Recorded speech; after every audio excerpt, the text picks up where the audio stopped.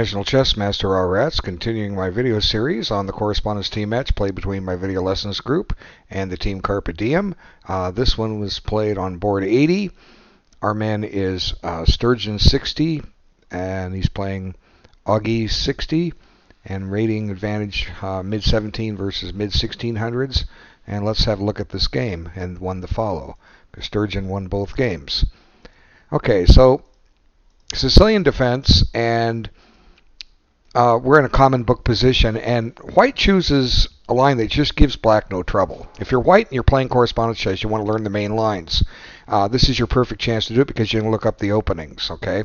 By taking this knight, you're giving black a completely even game, and you don't have as many winning chances as you might expect.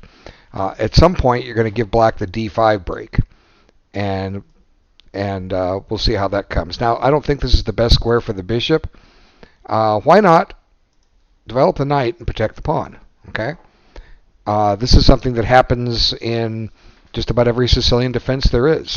You don't have to try to reinvent the wheel here and come up with a new line, because you're not putting your bishop on a very good square. And now black responds with e5, staking his share of the center. And I think it's comfortable to say that black has fully equalized this position. And so, although white's made two dubious choices, I mean, not necessarily the best, he starts to go astray here with his next one. And if you've been following the series, you know what move he's going to play, because he's been playing the move I've been condemning. There it is, h3. Absolutely terrible move. Okay, I'm going to keep calling it terrible until you guys get the message and I don't see these things anymore. Okay. What is the purpose of h3? I'm trying to figure this out. Well, the bishop's not planning to go there. Was the knight planning to go there? Well, maybe if you want to put the bishop here and attack the queen, but then you have to say, this pawn is hanging. So you're still going to be two moves away from playing bishop e3 until you cover this pawn. So b3 is possible, although it's not necessarily a move I'd recommend. It does prepare bishop e3, which gains a tempo, and black still doesn't have time for knight g4. So what should black do? Well, what I always say when you analyze a position, develop something. Okay? Now you go ahead and play bishop e3. Now the question is this a problem? And the answer is no. The queen is covering it. There you have it. Okay? So develop another piece. Okay? If you put it on c3, he's unprotected. You might consider putting it on d2. Now, before black plays d6 and even contemplates a time-wasting maneuver like knight g4, he should get his king safe. Let's castle first. Now knight f3. Now, black doesn't want to play d6. He wants to play for d5 and get that pawn center. Okay? Now, this is just a possibility, but nowhere in any of that did white or black ever plan knight g4 to kick that bishop. So h3 is an utter waste of time, and you're losing a tempo, you're weakening your king side, and it's going to prove decisive. That h3 move is one of the reasons that white lost this game. Okay? Without it, he might have hung on, and we will see as we go on. So anyway, he plays h3, and black does, what I suggest, develop pieces, get himself castled. Now here he's going to maybe come up with the idea to defend the pawn so he can move the bishop. I was just playing b3 just for the fun of it. But he still doesn't defend the pawn. He still can't put the bishop on e3 because now the knight's blocking it. So further proof that h3 has done white absolutely no good. And now black's striking in the center. And black's got this great pawn center. Now bishop c2. And this bishop still can't develop, so there was absolutely no need for h3. It lost a tempo. Bishop b7, knight f3 attacking a pawn. Now the queen comes back. Now finally this bishop can come to e3 if it wants. Instead, where does white put it? He puts it on g5. So what was the point of h3? I'm sorry I'm being repetitious. I'm trying to drive a point home. h3 serves no purpose at all. It weakens your king side. It weakens g3. Okay? It did not develop a piece. Anyway, now black plays h6. Now, just so there's no confusion, it's not the rook pawn pushes that I'm complaining about. It's the ones that you do to keep a piece out. See, that bishop's already there. You don't necessarily want that bishop to be there. It's pinning the knight. It's when you make the move before they go there that's the wrong idea. There are many times when the h6 move is thematic, and this causes white to give up the bishop pair. And now black's got firm control of the center with his pawns, and if these pawns advance and are traded off, the board opens up for the two bishops. So black's got a very good game, a very slight advantage here. And here white's pushing pawns instead of getting his queen off the back rank and bringing this rook into play. Black develops his last piece, and white kicks it, finds a new file for it, and then white goes back. Now this maneuver made no sense. Let's look at the position. Okay, in this position, it was white to play. Okay, now in this position, it's black to play. So in effect, and I've done this many times in my videos, let's draw the point. In effect, what white is saying is, I don't know what to do here. I don't want to move. Because if I go threaten to attack your king, there's going to be a fork. So I don't know what to do here. I'll tell you what, black, I'll make you a deal. I don't want to move, but I'll give you 2 moves in a row as long as your first one is rook d8. And black says, or rook cd8. Black says, okay. And in effect, when we click forward, see here it's white to play at move 17. And now it's black to play at move 19. And black's got a free move, so he chooses a5. Okay, now rook b1. Maybe he's trying to get b4 in so he can get an outside pass pawn. But he doesn't follow through with this plan. Black retreats the bishop. Maybe open up possibilities, do some mates. And now white decides, well, I think I'll redeploy my knight.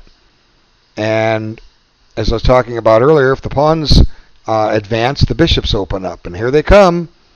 The light squared bishop is loose. Black has a monster pass pawn in the center of the board.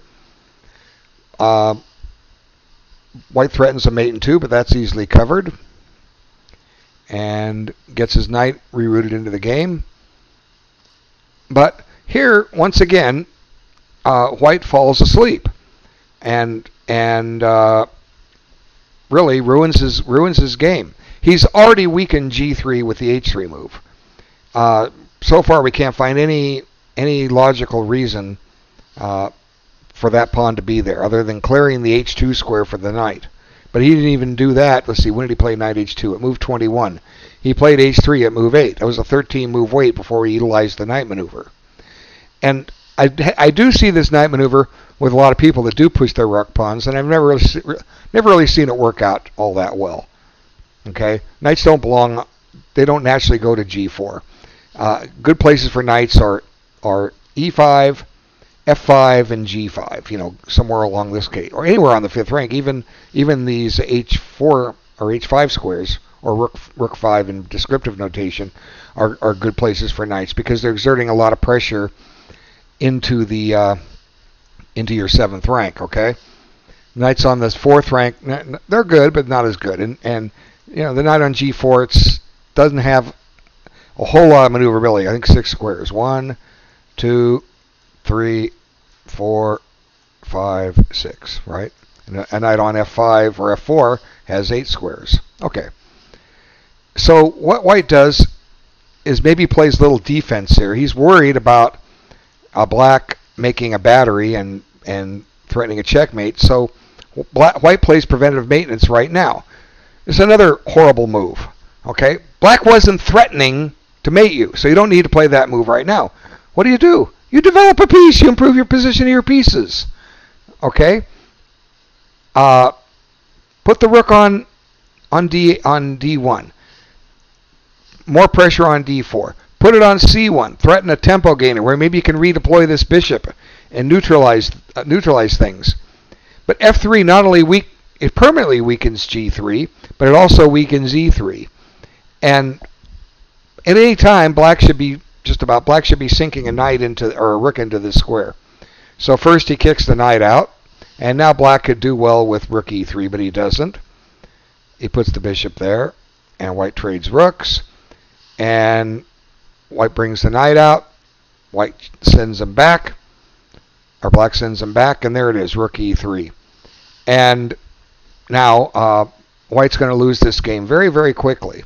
He's basically going to self-destruct. His queen's loose. Where do you put it? Well, that's a good question. Its safe squares are b5, a6, d2, d1, and f1. I'm trying to color all those in. Come on, Chester. There it goes. One more. You can do it. There it is. I forgot a6. Not too many squares to choose from, and I guess what white chose is probably the worst. Come on, there it is, finally. I guess white chose the worst one, but really his position is falling apart. There's just too many weaknesses in his position.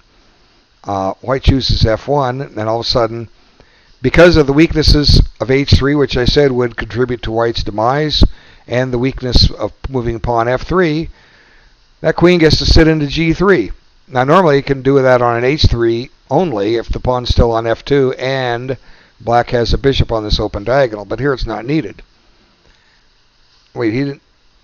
Okay, so next move white didn't play the worst one. He now got the queen on a bad square and boxed himself in. He's trying to play defense. See, black does have a threat of bishop takes f3, and he can still do it. He can still play bishop takes f3, but he has a better move. He's just going to put his bishop on e5, and whoop, there goes my screen. Come on back here. What can white do here to guard the threat on h2? And the answer is not too much. You have to pitch a piece with knight g4, I suppose. But the game's hopeless in any case. He plays bishop d1, and black administers a checkmate and game over. So, clearly white never got anything going. Maybe if he had not pushed his rook pawn, he could have had one more piece in play. I mean, certainly the line I played over. Here, I'll just bring it back up. Here white's got his pieces in play, right? And no weaknesses in his king position. Wouldn't you rather have this position than, let's just try to find an example. Let's look at how white has 3 minors develop. Black still has to develop a minor. Development's even. Let's compare this. This is after, in my analysis, this is after move 11. Let's look at move 14 for black. Now black controls the center. Let's come back just a couple moves. Let's look at move 11 as it stood. Okay, move 11 as the game stood, and move 11 in my analysis. Where is it? I have to find it here in the nested PGN. Here's what happened. Look at these two pieces. Okay, look at this pawn center. Okay, now what could have happened is this. Black still has his pawn center, but white's got he's got a stake in it, and he's got that bishop out and that knight out, and he saved the problem on b3. Or on b2 by pushing b3. Which position would you rather have with white? You'd rather have this one. And, let him play knight g5. If you don't want to give up the bishop pair, just retreat it and redeploy it. Rook pawn moves are no good. Okay, let's reset it, flip the board, bring up the other game. What move number will it start us at? It's supposed to start at move 1. We never know until we click. Oh, look at that, move 7. Why did it pick move 7? I don't know.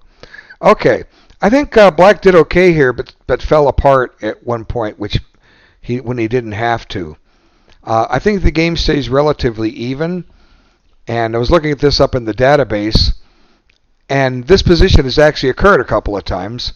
And what did white play in both cases? You'll never guess it. h3. That's what white played. And that's why white plays here. Now, I'm going to criticize it still. Just because it was played twice before, what's the point? Okay, you want to keep this bishop out of this square? Let it come. Okay, first off, you can play bishop e3 right now. Okay, and if he wants to put the knight there, so what? Move the bishop to f4. Okay, now the knight's occupying the square the bishop wanted to go to. Or play the bishop here directly. Now if bishop g4, now there's a threat on this pawn, but that should That shouldn't be a trouble. Let's see. Well, maybe it's a minor nuisance. So bishop e3 is a good move here. And even if black does play bishop g4, so what? Develop a piece. Okay, look at that. Get your pieces in the game. Don't make these rook pawn moves. But that's what was played twice before. That was played here.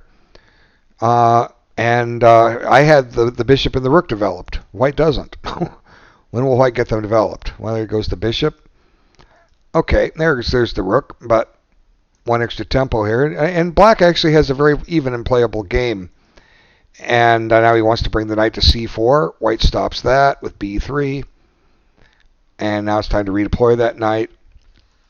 And here I think black should play getting his queen off the back rank and connect the rooks. There was no need to push his pawns here. He tries to get some space on the queen side. You've equalized the position. Just hold on to that, because this is going to pushing these pawns is going to cause black some problems that he didn't solve, although he could have. Okay, now white's looking for a little space, and now I still believe black has full equality here, even with the exchanges. But these pawns are potentially becoming weaknesses, and that's exactly what's going to do black in, because he didn't deal with them correctly. Okay, now white's wanting to double up on the C file, and he does. And here's the critical stage. If bishop takes, this bishop b6 comes in as pretty strong, and these pawns are in trouble. Black doesn't have time to bring his queen up because c8 falls with check. That's one way. The other way is just do what he does, is penetrate with the queen. And this is probably the more direct way. And black quickly falls apart. He puts his queen on d8, and then white forks the queen and the pawn. Queen is forking a queen and a pawn. And I'm going to back up here and show how black could have defended this. Is just I'll do it at the end of the game, because these pawns are going to fall quickly, and with it falls the game. You lose those two pawns, you have a lost game. See, white has two protected pass pawns, and there's nothing black can do about it. And if black grabs the e4 pawn, white gets e5 pawn back in return. And there go the pawns, and there's nothing you can do. See, they're off and running. Black's game is just quite lost. And chase the knight, shove the pawn, down a piece, and now that with the two bishops lined up, this pawn is ready to be escorted unmolested. There's nothing black can do about it. Here, they'll just show it. Even though the king is close, he can't stop it. See, the king can't approach the bishops. He gets only so close, and that's as close as he can get, and the pawn runs. And game over. Okay, so how could black have defended this? He had to counter with... You got to go for counterplay. What's weak in white's position here? If you could get this queen to d1, you'd have a fork. You agree with that? So what better way to do it than to go like this? Okay, now if white takes, the white doesn't have to take, but if white takes, here's your fork. Oops, dropped it too soon. Back it up. What does white need to do here? Well, he needs to get out of check, and that's the only way. Now, go ahead and take this pawn. Okay. Now, this bishop has to be protected, and this knight is under attack. So probably the best step for white is to bring his queen back. I think that might be the only defense. Now we've gotten rid of the pressure on a5, and it looks like black can probably defend with this way and then just park his knight on d7. Now bishop b6 is not playable. With correct play, black should probably get a draw here. Now, as I said, white doesn't have to take on e6. What if he doesn't? Let's see. Let's find out. Got to find the place on the PGN. And so there it is where he played DE6. Let's back it up. So let's go for the pawn, okay? I mean, that's perfectly acceptable, right? But do you want to keep taking pawns? Do you want to grab another one? You know, it's getting kind of risky here. Suddenly, looks like black's generating some activity here. There's a tempo on the bishop. Now we can activate this pawn. I'm sorry, we can't take it yet. This bishop's on it. Well, we can go here first, attack the knight, and let's see. I don't know. Maybe don't want to run that pawn just yet. Seems to be like black's getting some activity here. Let's see. I just want to make sure. Okay, we take the pawn first. Well, you're gonna have to activate your game. Take the pawn. Now let's take this. Let's not push it. This threatens a fork for what it's worth. White doesn't have time for bishop takes e4. Okay. Black is not down a pawn. You know, even though white has two outside pass pawns, but black has a lot of play, and this is a serious threat that needs to be dealt with. This bishop is about ready to come into the game by way of f8. This bishop is kind of shut out. How does it get back in? Well, if it could take on this square, could it take there now? No, because there's a fork down here that needs to be dealt with. So white's got to make some kind of concession here. Let's see, bishop c2. Now it's black's turn.